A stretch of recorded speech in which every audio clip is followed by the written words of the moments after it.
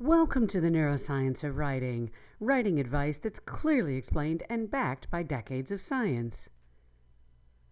Now, finally, on to the last principle for making your sentences read clearly, which helps reader comprehend your sentences with less effort and in less time, where you put your subjects and your verbs.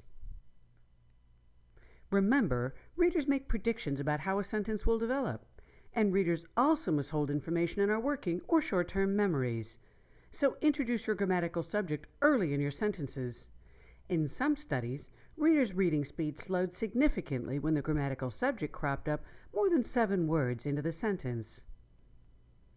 In any case, readers do the cognitive equivalent of an intake of breath before they reach the grammatical subject in your sentence or main clause. Then your readers hold their breath until they reach the verb. Only then are they ready to recall any more information you want to tell them.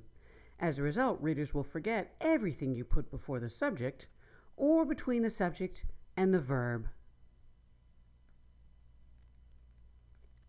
In this example, no reader can understand this sentence after a single reading.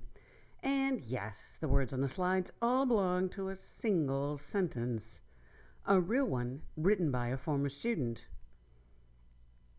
So the subject of the sentence lies in the first 2 words we encounter, chess aviation. But then we must wade through a clause, which seemed like a good business concept. We're now ready for the main verb, which goes with chess aviation. Tough luck.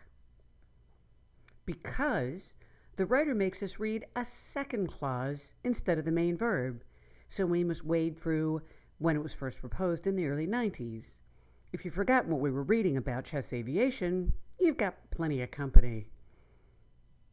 You're wondering what you started reading, which seems like a full minute ago, and yet you still have to plow through another clause when consumer demands for flights were at an all-time high and fuel costs were more manageable.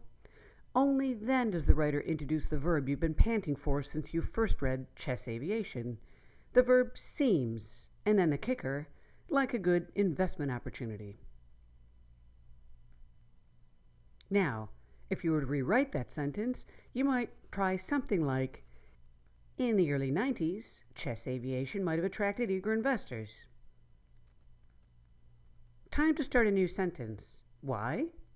Your reader wants the whole subject-verb structure again, and short sentences are easier for your reader's brains than longer sentences, as we'll see in a later video on continuity. So we might say something like, at the time, consumer demand for flights climbed steadily.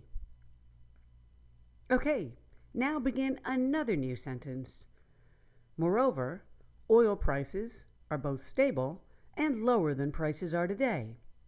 If you saw the video on verbs, you'll realize that sometimes you're stuck with a non-action verb.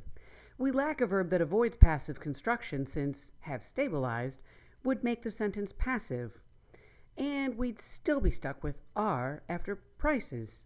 As long as the majority of verbs are action verbs, no need to sweat the occasional is, are, and were. Then introduce a sentence built around the notion of investment, maybe. As a result, today, chess aviation no longer appears a risky investment.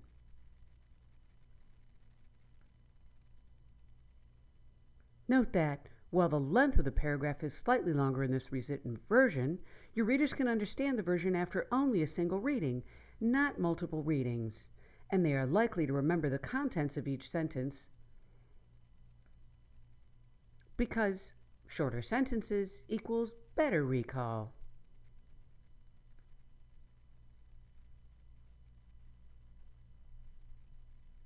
And faster reading.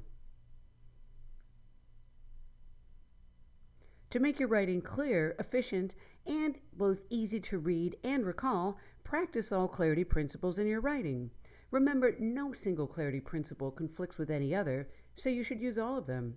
And to ensure you use them all the time, get in the habit of practicing clarity principles even in your informal writing.